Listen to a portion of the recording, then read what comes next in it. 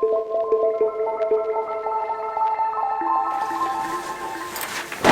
guys, Omar here, broker and CEO of Alden Mortgage and Ome Realty. So this is going to be your mortgage rate update. And yes, I actually dressed up for you guys today. Not really, I actually gotta go to court because I'm trying to evict some tenants and it's becoming one of the biggest headaches I've ever had in my entire life, but whatever. Okay, so we are sitting currently at 3/29/2022. We're going to be pricing out 5 different mortgage products: a 30-year fixed, a 15-year fixed, a 30-year FHA, a 30-year jumbo, and a 5/1 adjustable rate mortgage. And if you don't know by now, 5-year adjustable rate mortgage just stays that the interest stays fixed for 5 years and then adjusts according to the cap year after that every year. 30-year fixed is going to be sitting today, which is actually better in pricing by 0.5% at 4.90%. That is 1.8% increase from 1 week ago, 0.86 increase from 1 month ago, and 1.53 increase from 1 year ago. 15-year fixed is going to be sitting at 4.20, which is 0.03% better pricing than yesterday, 0.12% increase from 1 week ago, 0.83 increase from 1 month ago, and 1.38% increase from 1 year ago. 30-year FHA, 4.44%. That is 0.02% better pricing than yesterday, 0.06% increase from 1 week ago, 0.81 increase from 1 month ago, and 1.59% increase from 1 year ago. 30-year jumbo is going to be sitting at 4.19%. That is 0.02% better pricing than yesterday, 0.09% increase from 1 week ago, 0.59% increase from 1 month ago, and 0.86% increase from 1 year ago. 5/1 adjustable rate mortgage is sitting at 3.97%. That is 0.02% increase from 1 day ago, 0.12% increase from 1 week ago, 0.28% increase from 1 month ago, and 1.22% increase from 1 year ago. And that is your mortgage rate update. So wish me luck. Let's see if I could go ahead. This has been over 2 years, no payment, no nothing. Man, I feel for a lot of the smaller, like myself, smaller landlords that are just getting brutalized. Because look, yes, there were programs, the forbearance and deferment. Those were terrible programs because those actually caused more headaches than they actually solve solutions, because in forbearance, you're forbearing a few months. So hypothetically, let's just say that you went ahead and did 6 months of forbearance, right? 6 months of forbearance, you don't pay your mortgage. Great, right? You don't have to pay your mortgage. Well, when then the 6 months comes up, you know what that means? When you do a forbearance, that means that 6 months that you didn't pay your principal, interest, tax, insurance, you have to pay it all back in one lump sum. That's why forbearance was stupid. And then you're like, okay, well then you had deferment, right? Because we all have, relatively almost all the properties we have is all noted. Then you have your deferment, which deferment is another terrible product, because once you defer X amount of time, that just gets deferred at the end of your loan time period, and then you have to go ahead and make what's called a balloon payment, or they'll go ahead and put a silent second mortgage on your original note, which a silent second is stupid because that just means that it's a second. They're gonna go ahead and put it in another one, or they'll just modify your loan however they see fit. They're all really bad. But then we still have taxes that we have to pay on a monthly basis. We have insurance that we have to pay on a monthly basis. HOA fees we still have to pay on a monthly basis, and those aren't, you can't do anything with those. There was no programs to help us with any of those. And then they were like, okay, well, you have emergency rental relief. Yeah, but that's a bilateral agreement. That means that A, the landlord has to comply, and B, the tenant has to comply. Mine does none of those. They suck. I mean, like, why go through all this headache of going back and forth in court when you could have just went through the emergency rental relief and, you know, just submitted your information? That's all you had to do, instead of going and getting a lawyer and doing this. And, well, over $100,000 in. Let's see how this plays out. Yeah, I'll just take you along with me for the day. You got your mortgage rate update, and let's just make this one bigger video, I guess. Won't break it up, won't do any of that stuff. Let's just get on with it, and let's see. Oh, by thing. And you know what else that they did? These tenants that I have were actually in eviction beforehand. So they told me on their rental application that they were never in eviction. They were never, you know, they've never been filed a lawsuit against a property management company or a landlord or anything like that. They lied on their rental application.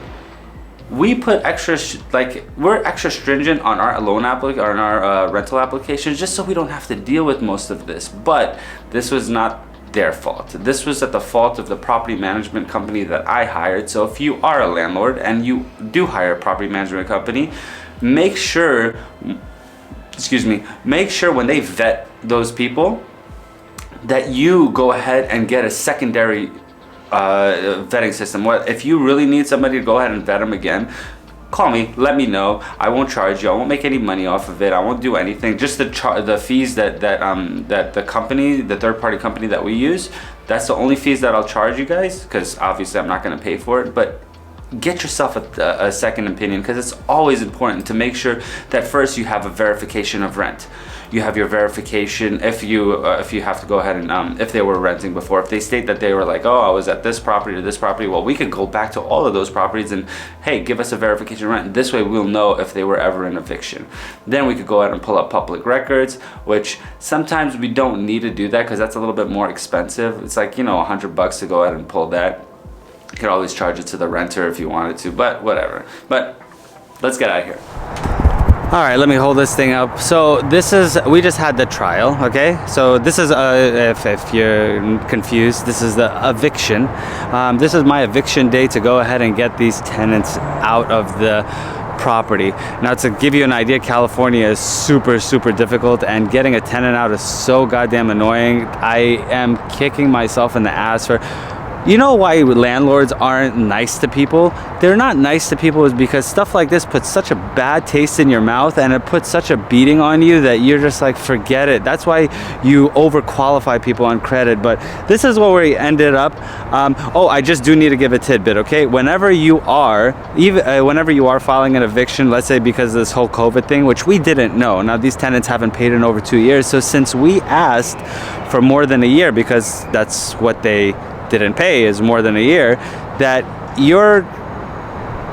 could be a faulty notice. That's a faulty notice because you cannot ask for more than a year's worth of back rent. So this is the stipulation that we had, that we went ahead and drawn up. It says the plaintiff and defendant further stipulate as followed and specifies. Defendant shall take no action to delay return of premises to plaintiff. Premises to be left in broom swept condition. Defendant represents there are no other adults on premises. Any property left on premises shall be deemed abandoned and disposed by the plaintiff. Next terms only apply if checked. Case shall be remain sealed, which means that there will be, this is the part that I don't understand, okay? This is the part that it's really, really difficult, and it's hard to go ahead and qualify quality tenants, is because stuff like this happens. So I had no choice. So what it means is when you seal the court documents is that there is no public records that they have ever been evicted at all. Kind of sucks, but it is what it is. I feel terrible for the people who end up getting these tenants afterwards, because they were, without a doubt, they were just horrible. They drew up so many fines with my homeowners association. They drew up so many fines on everything else, and then plus these lawyer fees I had to pay and all this. It's so tenant. It's so pro-tenant, and it's like landlords get shafted on every single way. But then we have, if paragraph 2 and either blank of money amounts removed, all monies are dismissed without prejudice. Judgment applies to all non-owned occupants, section 41546. So that no prejudice, what does that mean? So this is going to be an eviction based off of, we're not asking for any monies. But afterwards, if I wanted to, I could go ahead and sue them in a civil court for monies owed on rent. But as far as this goes, this was only to get them out. I can't ask for any money. I can't ask for anything. You know what, to be honest with you, I'm just grateful to get my property back. It's 60 days from today. Today is, it's actually more than 60 days because they have to be out by June 1st. Today is March 29th, 2022. So they have until June 1st to go ahead and be out. So that's another couple of months you get for free. So you're welcome. Santa Claus Omar is really, really, I've given you 2 years and 4 months worth of no rent that you had to pay, and you're still claiming that you have no money, which was one of their biggest things when they said that COVID was a big part of their not being able to go ahead and get out.